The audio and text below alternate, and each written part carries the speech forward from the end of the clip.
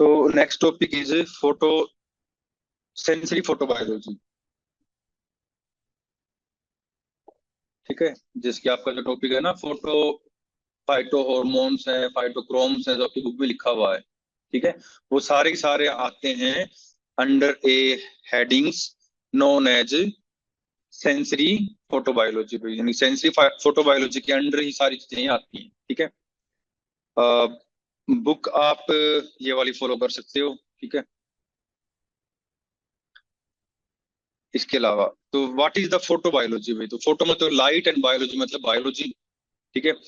यानी कि branch of biology, biological science which tells involvement of interaction of light with the living organisms. यानी कि एक ऐसी बायोलॉजी की ब्रांच जो ये बताती है कि लाइट का बाकी ऑर्गेनिज्म के साथ कैसा इंटरेक्शन होता है। देखो यहाँ पर हमने लिखा हुआ है living organisms, means it include plants as well as animals.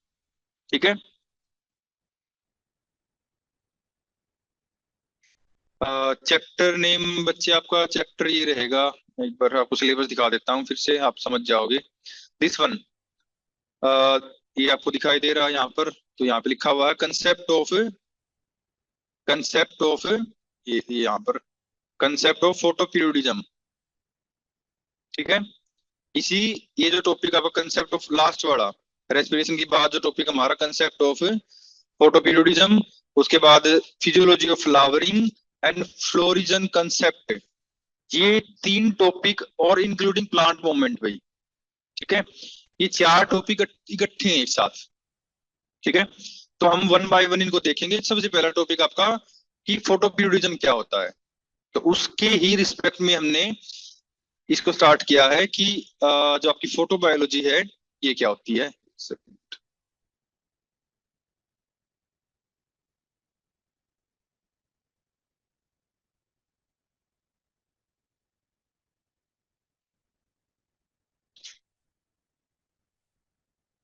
ठीक है।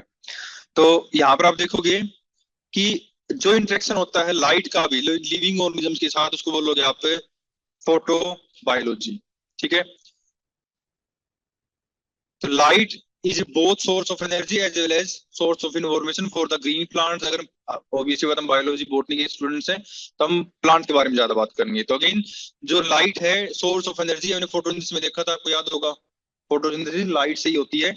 दूसरा क्या होता है, जो लाइट होती है it is source of information, मतलब फोटो पीरियोडिज्म, फोटोट्रोपिज्म, ठीक है, एंड फोटोमोर्फोजेनेसिस। ये जो तीन प्रोसेस हैं, इन तीनों में भी क्या होता है, लाइट का ही इन्वॉल्वमेंट होता है। अगर लाइट नहीं होगी तो फोटो अ, देखो ट्रोपिज्म का मतलब होता है प्लांट का मूवमेंट लाइट की तरफ। ठीक है। फोटो पीरियोडिज्म का मतलब होता है लाइट के अकॉर्डिंग प्लांट में मूवमेंट। मतलब जैसे प्लांट में आपने देखा होगा लीफ ओपन एंड क्लोज होती हैं, फूल ओपन होते हैं, सुबह लाइट सनलाइट आती है और रात को जो फूल है वो बंद हो जाते हैं। ऐसे ही फोटोमोर्फोजेनिस का मतलब होता है कि सीड के अंदर जो डेवलपमेंट होता है, लाइट अगर उस पर गिरती है, आपने आपके सिलेबस में एक्सपेरिमेंट है सीड जर्मिनेशन वाला effect of light, I think है आपके, एक एक्सपेरिमेंट आपके प्रैक्टिकल्स में जिसमें बताना है कि सीड जर्मिनेशन के ऊपर लाइट का क्या इफेक्ट पड़ता है। उसमें आप ये जो फोटोमोर्फोजेनेसिस फिनोमिना है ये आप ऑब्जर्व करोगे। ठीक है। मींस अगर लाइट होगी तो प्लांट का डेवलपमेंट अच्छे से होगा, प्रॉपर होगा, नेचुरली होगा, नॉर्मली होगा। अगर लाइट नहीं है, ठीक है, तो वहां पर जो सीड जर्मिनेट करेगा ना, तो उसमें जो रेडिकल प्रीम्यूल्स बनेंगी उनमें क्लोरोफिल नहीं बनेगा। ठीक है। ये हम आगे इसमें इसी टॉपिक में आगे भी आएंगे ये पॉइंट्स। नेक्स्ट भाई, तो लाइट परसेप्शन का मतलब होता है कि लाइट को रिसीव करना भाई। रिसीव करना मतलब रिसीव करना और इंटरप्रेट करना अकॉर्डिंग टू कि कैसी लाइट आ रही है। यानी लाइट में जो इंफॉर्मेशन आती है उसको इंटरप्रेट करना, इंटरप्रेट करना। ठीक है। तो light quality is very in four, यानी कि जो लाइट क्वालिटी होती है is very in four parameter. तो लाइट में quality, quantity, direction and duration, यानी कि वेवलेंथ कितनी है। वेवलेंथ आपको याद होगा वीबीकोर के बारे में पढ़ा था फोटोसिंथेसिस में। ठीक है। तो वेवलेंथ में जो रेड कलर की वेवलेंथ आ रही है, ब्लू कलर की आ रही है, ग्रीन की आ रही है, तो जो वेवलेंथ आ रही है उसके अकॉर्डिंग भी क्या होता है कि जो प्लांट्स हैं उनमें हमें मूवमेंट्स दिखाई देता है। ठीक है, हमने देखा था कि बी क्लोरोफिल ए अलग वेवलेंथ को रिसीव करता है, बी अलग को करता है, कैरोटीनॉइड्स वगैरह हैं अलग को करते हैं। उसके बाद क्वांटिटी, वही क्वांटिटी मतलब कितने देर तक, जो इंटेंसिटी आप कह सकते हो कि वो कैसी है, भाई लाइट तेज आ रही है, कम आ रही है, या फिर वही बादल है तो स्कैटर्ड फॉर्म में आ रही है, या फिर किसी कोई छोटा पौधा उसके ऊपर कोई बड़ा प्लांट उसको कवर कर रहा है। तो जो फोटॉन्स हैं पर स्क्वायर मीटर वो कितनी आ रही हैं, यानी कि एक स्क्वायर मीटर में कितने फोटॉन्स उसके ऊपर लैंड कर रहे हैं। ठीक है, अगर मान लो सनलाइट तेज है तो ज्यादा फोटॉन्स आएंगे, अगर सनलाइट डिम है जैसे आज का मौसम है, बादल वगैरह लाइट नहीं आ रही है, ठीक है, तो जो फोटॉन्स पर स्क्वायर मीटर है वो कम हो जाएंगे। क्लियर है यहाँ तक? तीसरा पॉइंट बता दिया डायरेक्शनल भाई, यानी कि जो डायरेक्शन है सनलाइट की वो क्या है। ठीक है, तो मतलब यूनिडायरेक्शनल है या फिर एक डिफ्यूज पैटर्न में आ रही है, यानी कि सनलाइट क्या एक साइड से आ रही है, या फिर आप कह सकते हो सन बिल्कुल ऊपर है और पूरी गिर रही है, मतलब कोई डायरेक्शन पैटर्न हमें नहीं दिखाई देता। देखो सुबह और शाम को हमें डायरेक्शन दिखाई देती है, लेकिन अगर दोपहर की बात करें तो जो सनलाइट है वो बिल्कुल सन ऊपर होता है, टॉप पे होता है, और जो सन है जो लाइट है वो आप कह सकते हो डिफ्यूज पैटर्न में। डिफ्यूज का मतलब ये भी होता है कि भी मान लो आपने कोई प्लांट है, जो बड़ा प्लांट है उसके नीचे छोटे पौधे हैं, तो जो बड़े प्लांट से जो लीफ से जो सनलाइट पेनिट्रेट करके आ रही है तो उसको बोलोगे डिफ्यूज होके आ रही हो, मतलब उससे निकल के आ रही है। समझ रहे हो? जैसे मान लो एक पॉलिथीन लगा दो आप, या फिर अपने ये जो ग्रीन हाउस या पोली हाउस देखे होंगे, इनके ऊपर एक सीट सी लगा देते हैं ग्रीन कलर की, तो उससे जो सनलाइट आती है वो डिफ्यूज होके आ रही होती है। ठीक है, तो ये भी डिपेंड करता है, ये भी प्लांट की ग्रोथ को डिसाइड करते हैं कि जो डायरेक्शनल है वो क्या है। उसके बाद ड्यूरेशन, ड्यूरेशन मतलब जो ड्यूरेशन है सनलाइट डे लेंथ कितनी है, क्या सनलाइट 8 घंटे आ रही है, क्या 10 घंटे आ रही है, क्या 12 आ रही है, क्या 14 आ रही है, मतलब वो डिपेंड करता है इस मंथ की हम बात कर रहे हैं। सर्दियों में सनलाइट कम आती है, गर्मियों में सनलाइट ज्यादा आती है। ठीक है, तो जो फोटो पीरियोडिज्म क्या हो जाएगा, it is A measurement of duration of light and darkness in 24 hours, यानी 24 घंटे में कितने कितनी देर लाइट रही और कितनी देर डार्क रहा भाई, यानी कितनी देर लाइट नहीं रही। ठीक है, तो ये हो जाएगा आपका फोटो पीरियोडिज्म। फोटो मतलब लाइट, एंड पीरियोडिज्म मतलब पीरियड, कितने पीरियड तक लाइट है वो आई है। समझ गए ना? फोटो मतलब लाइट एंड पीरियड मतलब पीरियड, क्या जो पीरियड है लाइट का, क्या वो, उसको बंद करके आओ दरवाजे को। ठीक है, कि वो जो पीरियड था, ड्यूरेशन था, वो कितना था एक्चुअली। नेक्स्ट टर्म हमारी फोटो मोर्फोजेनेसिस हुई, तो फोटो मतलब लाइट, मोर्फोजेनेसिस मतलब मोर्फोलॉजिकल चेंजेस। तो light signal regulate the changes in the structure and form of plant भाई, यानी प्लांट की स्ट्रक्चर में कुछ चेंजेस करती है light, like seed germination, leaf expansion and flower initiation. आपने देखा होगा सूरजमुखी जो कि सनलाइट के अकॉर्डिंग मूव करता है। आपने देखा होगा लाइक कुछ प्लांट की लीफ होती है, लाइक कचनार होता है आपका, या फिर टच मी नोट होता है, या फिर कई प्लांट की लीफ ऐसी होती हैं कि वो जैसी सनलाइट गिरेगी वो खुल जाएंगी, ओपन हो जाएंगी, एक्सपेंड हो जाएंगी, और जैसे ही सनलाइट जाएगी वो क्लोज हो जाती है। ठीक है, तो ये लीफ के अंदर मूवमेंट हमें देखने को मिलता है, लीफ के पत्ते ऐसे खुल जाना और लाइट जाती बंद हो जाना। एग्जाम्पल आगे आएंगे मैं आपको दिखा दूंगा। ठीक है, जोर से बोलो। आंवले के अंदर भी होता है, हाँ। आंवले के अंदर, क्योंकि आंवले के जो पौधे लीफ होती हैं वहां पर भी आपको जो टच मी नोट की ही लीफ की जो स्ट्रक्चर होती है, छुई मुई देखा होगा ना, तो वो तो हाथ लगाने से बंद होता है। वैसे ही कुछ प्लांट ऐसे होते हैं जो सनलाइट के, ये होता है हमारा कैमल फुट प्लांट होता है, बुहिनिया वेरिजियाटा, जिसको हम कचनार बोलते हैं। ठीक है, आपके फैमिली थी पेपलिनियोसी फैमिली, फोर्थ सेमेस्टर में उसका मेंबर है, जिसकी मैंने बताया था कि फलियों की सब्जी बनती है, और कैमल फुट उसके जो पत्ते होते हैं वो कैमल फुट की लीफ की बनावट होती है, लाइक इस तरीके से हार्ट शेप, जिनको थोड़ा थोड़ा बोल सकते हो। ठीक है, तो यहाँ पर भी क्या होता है, इस प्लांट की जो लीफ है वो भी क्या करती हैं, एक्सपेंड एंड क्लोज करती हैं अकॉर्डिंग टू सनलाइट। ठीक है, ये तीन तीन एग्जांपल है। तो these rapid light induce changes called photomorphogenesis, तो ये जो लाइट के अकॉर्डिंग चेंज होते हैं लीफ में या प्लांट के अंदर, इनको बोलोगे आप फोटोमॉर्फोजेनेसिस हुई। तो photomorphogenic response confirm the survival advantage in the plant, तो इसी बात है, प्लांट क्यों करते हैं, अपने सर्वाइवल के लिए। ठीक है। कुछ पिगमेंट्स होते हैं जो कि प्रमोट करते हैं photomorphogenesis response in the plant called photoreceptor. तो फोटोरिसेप्टर रिसेप्टर कौन कौन से होंगे आप बताओ मुझे, फोटोरिसेप्टर कौन कौन से होंगे?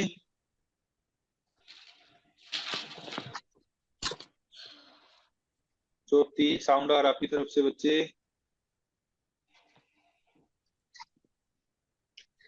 फोटोरिसेप्टर्स कौन कौन से थे? Chlorophyll A, chlorophyll B, chlorophyll C, D, E, carotenoid, xanthophyll, ये सारी सारी क्या है आपके फोटो रिसेप्टर्स होते हैं। ठीक है।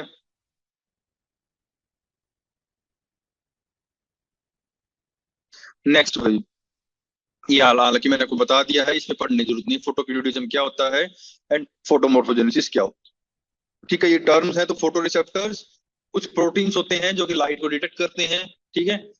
फोटोपीरियोडिज्म डिपेंड करता है कि ड्यूरेशन डे एंड नाइट की जो लेंथ है वो कितनी है। ठीक है। फोटोमॉर्फोजेनेसिस प्लांट के अंदर मॉर्फोलॉजिकल चेंज या developmental change according to the light, तो फोटोमॉर्फोजेनेसिस। एंड फोटोट्रोपिज्म भाई, यानी कि प्लांट का लाइट की तरफ मूवमेंट, जिसके आपने इधर मूंग लगाए थे याद होगा आपको, तो मैंने बताया था जिस साइड से लाइट आ रही है इनकी मूवमेंट जो प्लांट की ग्रोथ है लाइट की तरफ हो जाती है। तो जो जो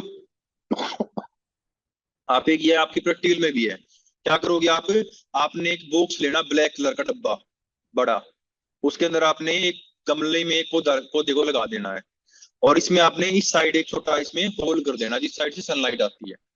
ठीक है। तो आप देखोगे आफ्टर 2 to 3 or 4 days इसकी जो स्टेम है उस तरीके से मूव करना स्टार्ट कर देगी जिस साइड से आपने वो जो लाइट या रोशनदान या फिर उसमें होल किया है। ठीक है। तो ये आपका प्रैक्टिकल में भी है, तो आपने इसके लिए आप एक बॉक्स देख लेना, कोई भी गत्ते का डब्बा आता है ना, कोई डब्बा बड़ा, वो आप, या फिर जो हमारे माइक्रोस्कोप के बॉक्स हैं, खाली डब्बे पड़े हैं, इनको भी आप यूज कर सकते हो। एक छोटा पौधा लेके आना पड़ेगा अपने गमले में, हमारे पास जो गमले हैं, या फिर गमले तो रखे हैं, पौधा आप ले आना, इनमें लगा भी देना। ठीक है। और उससे आप ये एक्सपेरिमेंट कर भी सकते हो। नेक्स्ट भाई, तो प्लांट पिगमेंट्स, तो अगेन प्लांट के अंदर जो पिगमेंट्स होते हैं, तो मास पिगमेंट्स होते हैं, एक सेंसर होते हैं।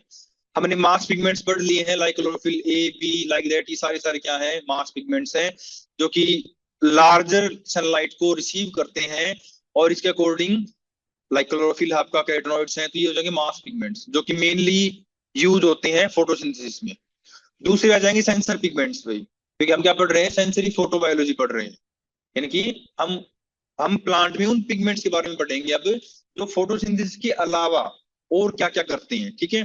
लाइक ओपनिंग ऑफ फ्लावर हो जाएगा, या फिर फॉर्मेशन ऑफ फ्रूट्स भी हो सकता है, या फिर आप कह सकते हो opening and closing of leaf हो सकता है, प्लांट मूवमेंट हो सकता है। ये जितने भी मूवमेंट है, यानी जो लाइट के अकॉर्डिंग प्लांट मूवमेंट होते हैं, उनको करने के लिए प्लांट के पास क्या होते हैं, कुछ अलग से रिसेप्टर्स होते हैं, उनको बोलोगे आप स्पेशल फोटो रिसेप्टर्स। इसमें मेनली आपके सिलेबस में दो हैं, फाइटोक्रोम्स, ये आगे आएंगे, फाइटोक्रोम्स एंड क्रिप्टोक्रोम्स भी, CRYPTO, क्रिप्टोक्रोम्स। ठीक है। तो अगेन सेंसर पिगमेंट्स कौन से होंगे, absorb only small fraction of incident light, यानी जो लाइट आ रही है उसको केवल कुछ पोर्शन को रिसीव करेंगे। मेनली लाइट को रिसीव करते हैं आपके मास पिगमेंट्स जिन्होंने फोटोसिंथेसिस करनी होती है। ठीक है। तो sensor sense light environment and adjust the plant behaviour to the existing environmental conditions, यानी कि लाइट को सेंस करके प्लांट के अंदर चेंज करना, like opening and closing of stomata भी इसी सेंसर पिगमेंट्स का रोल है। मैंने आपको याद होगा, आपको बताया था कि opening and closing of stomata कौन करते हैं, पोटाशियम आयन की वजह से होता है। ठीक है। याद होगा आपको कि जो पोटाशियम आयन अंदर आते हैं गार्ड सेल्स में, तो सॉल्यूट कंसेंट्रेशन बढ़ जाती है, उसके रिस्पॉन्स में पानी आता है, पानी आता है तो गार्ड सेल एक्सपेंड हो जाती है, स्टोमेटा ओपन हो जाते हैं। लेकिन यहाँ पर जो पोटाशियम आयन का जो मूवमेंट है भाई गार्ड सेल्स में, उनको रेगुलेट कौन करते हैं, उनको ये सेंसरी पिगमेंट्स करते हैं। ये तो मैंने देखा था कि लाइट आती है तो जो पोटाशियम आयन है वो गार्ड सेल में आ जाते हैं, लेकिन वो कब आते हैं, उनको उनके मूवमेंट के लिए कौन रिस्पॉन्सिबल है। ठीक है। तो ये भी थोड़ा टॉपिक आपके, हम इसको लास्ट में डिस्कस करेंगे, opening and closing of stomata regarding to the sensory photobiology. यहाँ तक क्लियर है? तो again photo receptors based on the light absorption, तो अगेन फाइटोक्रोम्स होते हैं। तो हमने जो ये जो सेंसरी पिगमेंट्स है ना, इन्हीं को या फिर फोटो रिसेप्टर्स को भी ठीक है, जो फोटो रिसेप्टर्स है हमारे, इनको हमने फर्दर दो कैटेगरी में डिवाइड कर दिया है। एक तो होंगे red and far red light absorb करने वाले, जिनका नाम अपने याद रखना पड़ेगा फाइटोक्रोम्स, और दूसरे जो ब्लू लाइट को रिसीव करते हैं, जिनका नाम हो जाए क्रिप्टोक्रोम्स एंड फोटोट्रोपिन्स। तो मेनली में क्रिप्टोक्रोम्स होते हैं, थोड़ा बहुत फोटोट्रोपिन्स के बारे में भी हम लास्ट में डिस्कस करेंगे। ठीक है, मेनली इसमें फाइटोक्रोम्स और क्रिप्टोक्रोम्स के बारे में आपने ज्यादा पढ़ना पड़ेगा। ठीक है भाई, यहां तक ठीक है। तो ये these are the photo receptors. तो आपने याद होगा, आपको मैंने बताया था कि जो विबग्योर होता है, ये वाली फोटो में आपको याद होगा, इधर क्या था, 400 नैनोमीटर की वेवलेंथ, और इधर जाएंगे तो लगभग 700 से 750 नैनोमीटर की वेवलेंथ हमें देखने को मिलती है रेड कलर में। तो जो रेड है, यहाँ पर आ जाएंगे red and far red colour. Red मतलब बिल्कुल लाल, फार रेड मतलब जो रेड वेवलेंथ से थोड़ा दूर है, उसको बोलते हैं फार रेड। समझ गए ना? ऐसे ही ब्लू कौन से होगा, आपको 400 वाली जो रेंज हो जाएगी, वो ब्लू की रेंज कहलाएगी। समझ गए? तो जो फाइटोक्रोम्स हैं, they detect the red light, and cryptochrome detect the blue light, and phototropins also detect the blue light.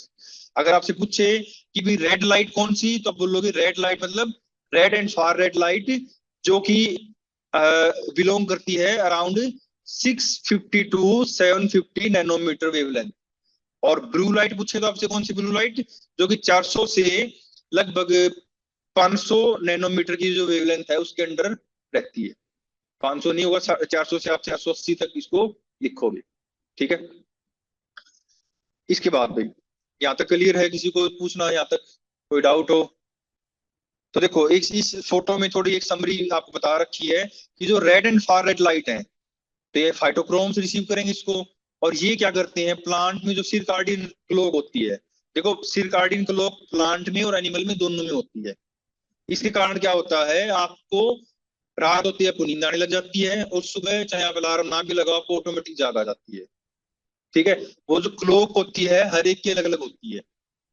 मान लो कोई 10 बजे सो जाता है, सुबह 4 बजे उठ लेता है, कोई 11 बजे सोता है, वो सुबह 5 बजे उठता है, 12 बजे सोता है, वो 7 बजे उठता है, मतलब सभी के अलग अलग है। ऐसे ही प्लांट की अलग होती है और एनिमल की भी अलग अलग होती है। ठीक है, तो तो ये जो सिरकाडियन क्लॉक होती है, इसके कारण सीड जर्मेट करते हैं, उसके बाद फ्लावरिंग टाइम डिसाइड होता है, या फिर जो डी एटियोलेशन ऑफ फ्लावरिंग है, ये भी हमें देखने को मिलता है। साथ में ही जो ब्लू लाइट होती है भाई, ये भी सिरकाडियन क्लॉक में कंट्रीब्यूट करती है। साथ में ही जो प्लांट का ट्रोपिक मूवमेंट है, उसको भी ब्लू लाइट ही कंट्रोल करती है। साथ में ही जो क्लोरोप्लास्ट के अंदर रीलोकलाइजेशन होता है, मतलब जिस साइड से सनलाइट आ रही है या ज्यादा आ रही है, वहां से क्लोरोप्लास्ट में मूवमेंट, ये हम आगे देखेंगे, क्लोरोप्लास्ट रिकोलाइजेशन रीलोकलाइजेशन। ठीक है, मतलब क्लोरोप्लास्ट जिस साइड से लाइट इंटेंसिटी ज्यादा है ना, वहां से क्लोरोप्लास्ट क्या हो जाएगा,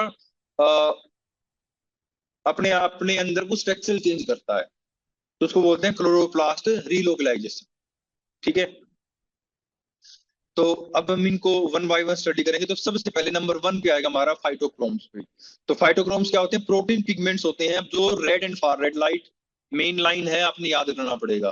ठीक है, एंड स्ट्रॉन्गली, यानी red and far red light strongly but can also observe blue light. यानी कि अगर आपसे पूछे भी फाइटोक्रोम, तो आप लोग रेड एंड रेड लाइट को स्ट्रॉन्गली ऑब्जर्व करते हैं, और little bit they observe the blue light also. But जो प्रपोर्शन है, मैं कहूं कि यहाँ पर 90% ये red and far red light को ऑब्जर्व करते हैं, और बाकी जो बच गया 10% के आसपास, वो ब्लू लाइट। तो जो कम होता है उसको नॉर्मली हम नेग्लेक्ट कर देते हैं। ठीक है, तो आपने phytochrome observe red and far red light, केवल इतना ही याद रखना है। ठीक है, mediate red light stimulated response like flowering and seed germination। तो फूलों का खिलना या फूलों का बनना और सीड का जर्मेट करना, ये दोनों दोनों red and far red light की वजह से होता है, और इनको आपके फाइटोक्रोम्स हैं वो कैरी आउट कराते हैं। ठीक है, इसके बाद जो फाइटोक्रोम्स हैं, ये दो फॉर्म में रहते हैं भाई, एक पीआर फॉर्म, एक पीएफआर फॉर्म। पीआर फॉर्म मतलब जो रेड लाइट को ऑब्जर्व करती है, और पीएफआर फॉर्म जो कि फार रेड लाइट को ऑब्जर्व करती है। अभी थोड़ा डिफिकल्ट होता चला जाएगा आगे, क्योंकि ओबीसी मतलब टॉपिक में जितना हम अंदर की तरफ जाएंगे, ये थोड़ी ही मुश्किल होती चली जाएंगी। अभी के लिए इतना याद आपने रखना है कि जो प्लांट में एक तो पीआर, फाइटोक्रोम की दो फॉर्म होती है, पीआर एंड पीएफआर। तो जब रेड लाइट गिरेगी, ठीक है, तो रेड लाइट गिरते क्या हो जाएगा, जो पीआर फॉर्म है, ये पीएफआर में कन्वर्ट हो जाएगी। और पीएफआर फॉर्म क्या होती है, एक्टिव फॉर्म होती है, ठीक है। और जब पीएफआर फॉर्म के ऊपर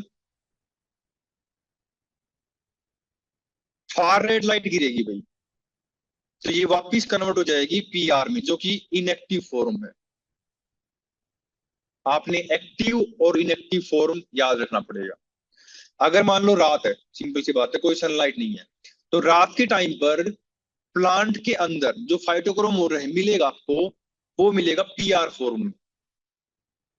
रात है तो पीआर फॉर्म है, तो पीआर फॉर्म इनएक्टिव फॉर्म है, इनएक्टिव फॉर्म में तो प्लांट में कोई मूवमेंट नहीं होता रात को, देखा होगा आपने, ना ही तो लीफ खुलती है, ना ही फ्लावर खुलते हैं, ना ही प्लांट में मूवमेंट होता है, सिंपल। जैसे ही दिन आएगा, सनलाइट गिरेगी, सनलाइट गिरते ही जो फोटो रिसेप्टर है, कौन, फाइटोक्रोम्स आपके, वो क्या करेंगे, जो पीआर फॉर्म है उसको पीएफआर में कन्वर्ट हो जाएगी, वो रेड आपकी सनलाइट गिरते ही। फार रेड लाइट का मतलब होता है जब हमारा सूर्यास्त हो रहा होता है, समझ रहे हो, जब जो रेड कलर है वो पीक पे नहीं होता है, समझ लो आप, या फिर शाम हो जाती है, उस टाइम पर जो पीएफआर फॉर्म है ये वापिस पीआर फॉर्म में कन्वर्ट हो जाएगी, ठीक है। इसके बाद इनकी डिस्कवरी कैसे हुई दोनों फॉर्म की, तो ये एक एक्सपेरिमेंट था। एक सेकंड में इनसे पूछ ले। हाँ जी, आपको समझ में आ रहा है ना भाई, ज्योति, कोमल, निकिता?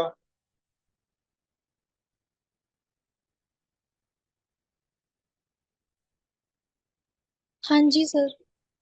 ठीक है, नेक्स्ट है, तो इनकी डिस्कवरी कैसे हुई, तो डिस्कवरी कैसी हुई, एक साइंटिस्ट का नाम आप देख लेना, आपकी बुक में लिखा होगा, एक एक्सपेरिमेंट था, ठीक है। उसमें क्या किया, कुछ इन्होंने सीड लिए भाई, ठीक है, सीड लिए, इनको डार्क में रखा, तो क्या देखा कि कोई सीड जर्मिनेशन नहीं हो रहा था, लेकिन जैसे ही रेड लाइट डाली, सीड जर्मिनेशन स्टार्ट हो गया। उसके बाद फार रेड लाइट डाली, सीड जर्मिनेशन स्टॉप हो गया। फिर से रेड लाइट डाल ली, सीड जर्मिनेशन फिर से स्टार्ट हो गया। और जैसे लास्ट में फिर से फार रेड डाल ली, सीड जर्मिनेशन फिर से स्टॉप हो गया। तो ये एक एक्सपेरिमेंट था, जो कि इससे पता चला कि red and far red light responsible होती हैं सीड जर्मिनेशन के लिए। और इसी एक्सपेरिमेंट की मदद से ये किया था भाई, जो लेट्यूस सीड होते हैं उसके ऊपर, ठीक है। और किसने किया था, यहाँ पे नाम ये देख लेना, आपकी बुक में लिखा होगा इन पर्सन का नाम, ठीक है। तो इन्होंने बताया था कि red and far red light क्या होती है, they are responsible for the seed germination. और इसकी वजह से ही फाइटोक्रोम की जो दोनों फॉर्म है, पीआर एंड पीएफआर, इनकी डिस्कवरी हुई थी, ठीक है।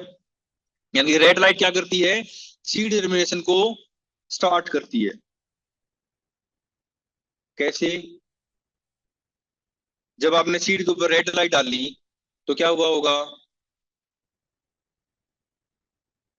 देखो रेड लाइट क्या करती है, इंड्यूस करती है सीड जर्मिनेशन को, मतलब बढ़ाती है, प्रमोट करती है। और फार रेड लाइट क्या करती है, इनहिबिट करती है। तो जब आपने रेड लाइट डाली होगी सीड के ऊपर, तो सीड जर्मिनेशन स्टार्ट हो गई, क्यों, हाँ, क्योंकि जो पीआर फॉर्म थी वो पीएफआर में कन्वर्ट हो गई, रेड लाइट डालती। और पीएफआर फॉर्म को पता है कि this is the most active form of phytochrome. Phytochrome अपनी एक्टिव फॉर्म में चला गया, तो सिंपल। और जैसे एक्टिव फॉर्म में चला जाएगा, वो सीड जर्मिनेशन स्टार्ट कर देगा।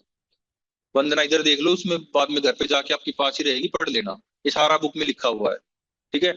मैं आपको समझाने की कोशिश कर रहा हूँ, अगर आपको समझ में आ गया फिर आप लिख सकते हो, ठीक है। मेन समझने का होता है, बुक में लिखा हुआ है, घर जाके आराम से बैठ के पढ़ लेना, कोई आपको नहीं रोकेगा वहां पर, ठीक है। तो जब रेड लाइट डाली तो पीएफआर फॉर्म यहाँ पर एक्टिव है, लेकिन जैसे ही आपकी फार रेड लाइट डाली गई, तो जो एक्टिव फॉर्म थी ये वापिस पीआर में कन्वर्ट हो गई और सी डिटर्मिनेशन रुक गया। फिर से रेड लाइट डाल ली, ये फिर से पीएफआर यहाँ पर हमें देखने को मिला और सी डिटर्मिनेशन स्टार्ट हो गया। और जैसे लास्ट में फिर से फार रेड लाइट डाली, फिर से हमारा जो पीएफआर था वो पीआर में कन्वर्ट हो गया और सी डिटर्मिनेशन है वो स्टॉप हो गया। क्लियर है, ये आप लिख सकते हो as a function of seed germination, function of phytochrome regarding to the seed germination. आपसे पूछे कि फाइटोक्रोम्स के फंक्शन लिखो 1 नंबर में या 2 नंबर में, तो आप ये एक्सपेरिमेंट भी लिख सकते हो आराम से, ठीक है। कि जब हमने डार्क में रखा था तो सीड जर्मिनेशन नहीं हो रहा था, लेकिन जैसे आपने रेड लाइट डाल ली, रेड लाइट डालते क्या हुआ, सीड जर्मिनेशन स्टार्ट हो गया, ठीक है। क्यों, क्योंकि जब डार्क में था तब पीआर फॉर्म डोमिनेट कर रही थी, लेकिन जब रेड लाइट डाली तो पीआर फॉर्म कन्वर्ट होगी पीएफआर के अंदर पे। और जैसे पीएफआर फॉर्म बनी, हमें सेकंड स्टेज में ये जो बी डायग्राम आपका, इसमें आपको सीड जनरेशन है वो देखने को मिला। ये सेम, तो इसको बोलते हैं photo reversibility, means interconversion of PR to the PFR form after light absorption. ठीक है, तो देखो यहाँ पर क्या है, पीआर फॉर्म है, यहाँ पर पीएफआर फॉर्म है। रेड लाइट डालोगे आप जिसकी वेवलेंथ लगभग 670, मैंने बताया था 670 से 730 740 तक होती है ये, या फिर 720 कह लो नॉर्मली। ठीक है, जब आप रेड लाइट डालोगे तो क्या हो जाएगा, जो पीआर आपका वो कन्वर्ट हो जाएगा पीएफआर में, और ये रिस्पॉन्सिव होता है, यानी कि इसके कारण जो प्लांट है वो रिस्पॉन्स शो करेंगे भाई। क्लियर है? रिस्पॉन्स चाहे सीड जर्मिनेशन हो, चाहे आप फ्लावर इनिशिएशन हो, कोई भी रिस्पॉन्स। लेकिन जैसे ही डार्कनेस होगी या फिर जैसे ही रेड लाइट चली जाएगी, यानी कि जो विजिबल स्पेक्ट्रम है उसके बाहर वाली लाइट आएगी, मतलब अंधेरा होगा जैसे सिंपल, या फिर आप कह सकते हैं फार रेड लाइट, जो कि लगभग 730 740 नैनोमीटर से ज्यादा की वेवलेंथ की रेड लाइट है।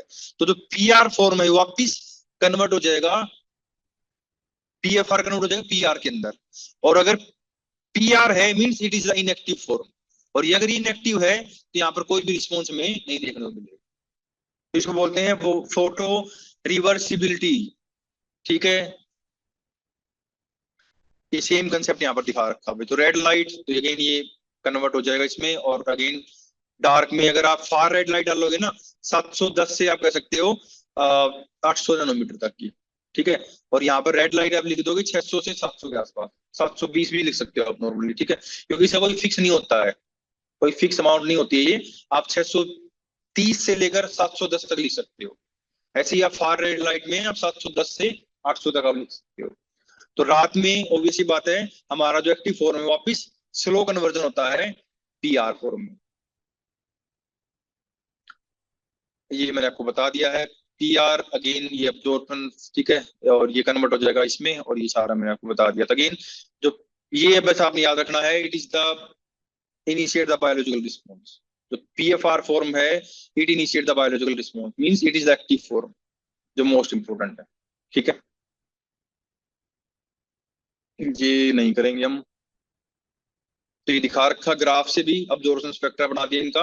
जो पीआर है हमारी लगभग 600 से देखो अब्जॉर्प्शन स्टार्ट हुआ, ब्लू वाली लाइन को फॉलो करना आपने, और लगभग 700 तक आते आते ये पीक पर था।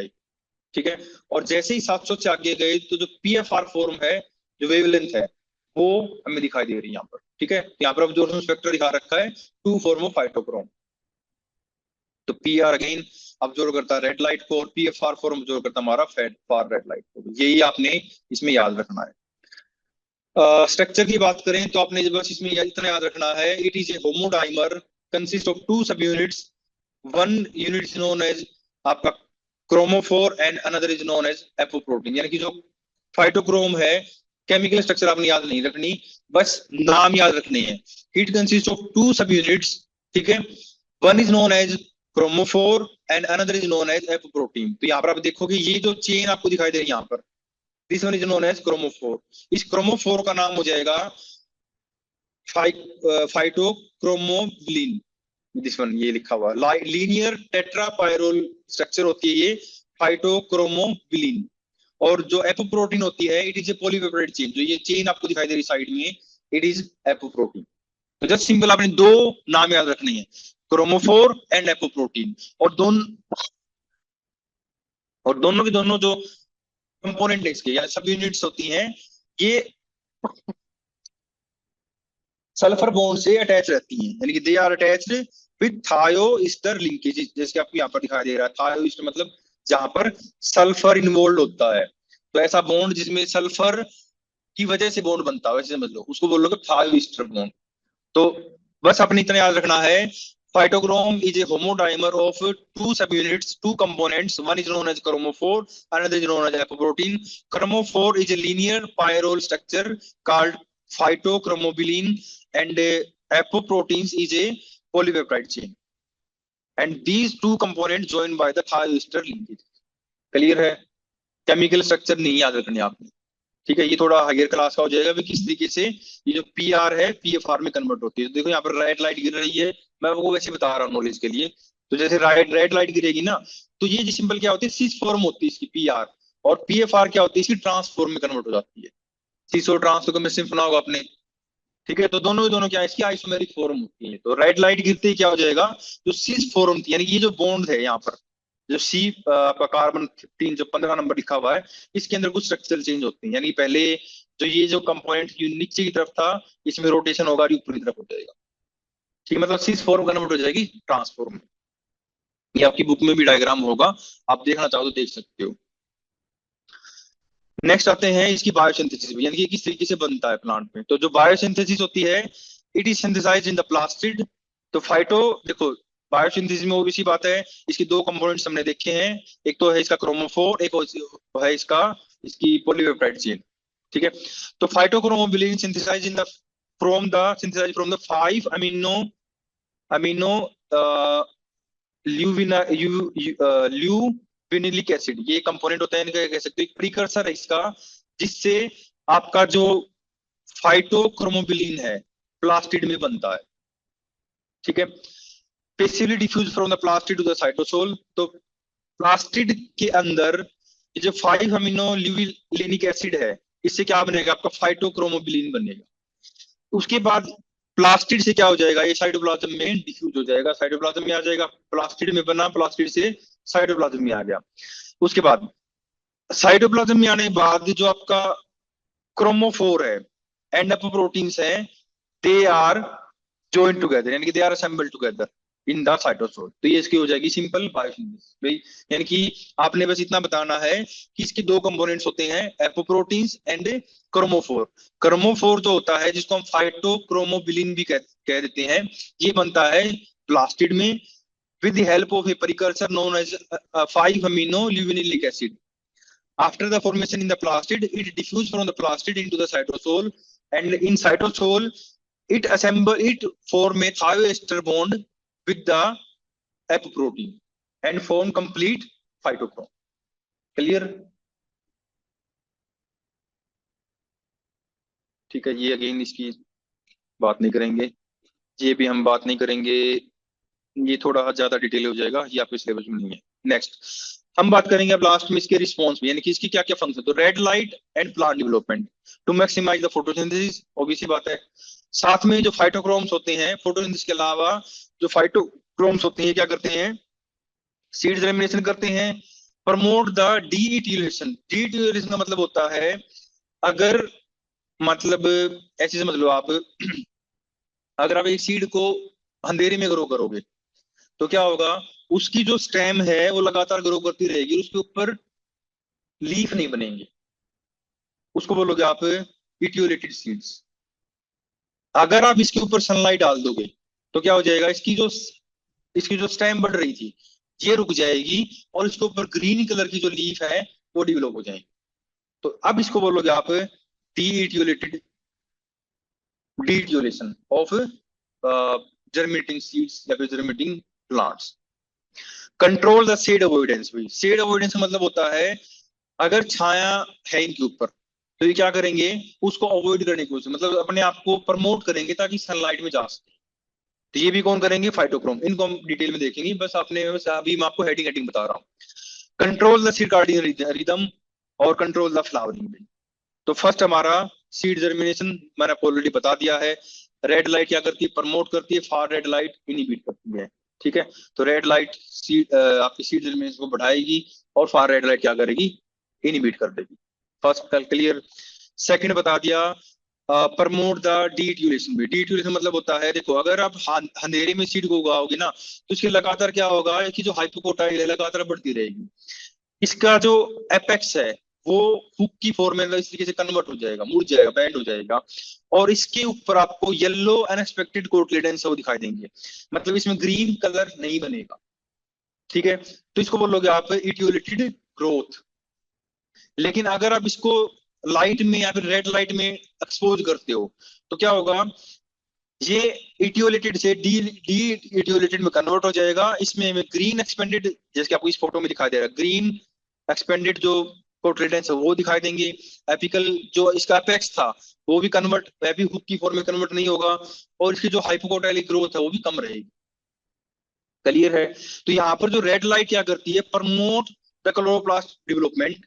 क्लोरोप्लास्ट डेवलपमेंट हुआ तभी यहाँ पर हमें ग्रीन एक्सपेंडेड तो यंग यंग लीफ है या फिर कोटलेडेंस है, ये दिखाई दिए, एंड लीफ एक्सपेंड होने स्टार्ट हो गई। ठीक है, लीफ या फिर कोटलेडेंस आप इनको बोल सकते हो, are also growing in the upright portion, ये ऊपर की तरफ ग्रो करेंगी, allowing the optimal light impact and active phytochrome promote the seedling development optimal for the photosynthesis। अगर रेड लाइट होगी या फिर कैसे तो फाइटोक्रोम एक्टिव होंगे तो वहां पर जो सीड का डेवलपमेंट होगा वो नॉर्मल होगा। अगर आपने रेड लाइट कोई भी रेड लाइट उसके ऊपर नहीं डाली तो वो जो सीड्स होंगे वो आपके एटियोलेटेड फॉर्म में चले जाएंगे, इनके ऊपर क्लोरोफिल नहीं बनेगा और ना इनके ऊपर फिर लीफ बनेगी। अगर लीफ नहीं बनेगी तो फर्दर प्लांट का डेवलपमेंट नहीं होगा। क्लियर है यहाँ तक? इसके बाद भाई नेक्स्ट आते हैं phytochrome avoid the shade, phytochrome in the shade avoidance response. तो अगर मान लो दो टाइप के प्लांट होते हैं, सन प्लांट एंड शेड प्लांट। भाई सन प्लांट जिनको सनलाइट जरूरत होती है, शेड प्लांट जो शेड में ग्रो करते हैं। ठीक है, लेकिन यहाँ पर जो फाइटोक्रोम्स होते हैं ये क्या करते हैं, ये लगातार देखो, मान लो आपने क्या किया, आपने एक प्लांट है उसको छाया में रखा या फिर किसी बड़े प्लांट के नीचे हो, उसको सनलाइट नहीं मिल रही, मतलब उसको रेड लाइट नहीं मिल रही, तो उसके अंदर जो फाइटोक्रोम्स हैं वो उसकी स्टेम को बढ़ा देंगे, जैसे हमने लास्ट एक्सपेरिमेंट में देखा था। अगर स्टेम हाइट बढ़ेगी तो उसकी हाइट बढ़ेगी और प्लांट जो जिसको जिसके द्वारा वो कवर्ड किया जा रहा है, जिसकी वजह से उसके ऊपर सनलाइट नहीं आ रही, उससे ऊपर निकल जाएगा। तो इसको बोलते हैं शेड अवॉइडेंस रिस्पॉन्स। समझ गए ना? सेम एक्सपेरिमेंट है यहाँ पर। अगर प्लांट को आप लाइट नहीं दोगे तो क्या होगा, प्लांट क्या करेंगे, अपनी जो स्टेम है उसकी जो ग्रोथ है उसको बढ़ाएंगे ताकि जो शेड है उसको अवॉइड किया जा सके। तो ये भी हमें देखने को मिलता है बिकॉज ऑफ द फाइटोक्रोम। ठीक है, ये यहाँ पर लिखा हुआ भी तो सीडलिंग दैट शेडेड टाइम। अच्छा टाइम हो गया वो आपका, चलो नेक्स्ट क्लास किसकी आपकी? जूलॉजी की आज? चलो इसको आज से आगे का फिर कल करें हम, क्योंकि ये इनका डिस्कनेक्ट हो जाएगा ना। ठीक है, अब इससे आगे की क्लास आपकी कल होगी फिर। ठीक है, कल हम कोशिश करेंगे इस टॉपिक को लगभग हम पूरा करेंगे। ठीक है, ज्योति, कोमल, निकिता, रिदम, सोनिया। हाँ जी। ठीक है बच्ची, इसको एक बार अपनी बुक से पढ़ लेना यहाँ तक और बाकी हम इसको कल करेंगे।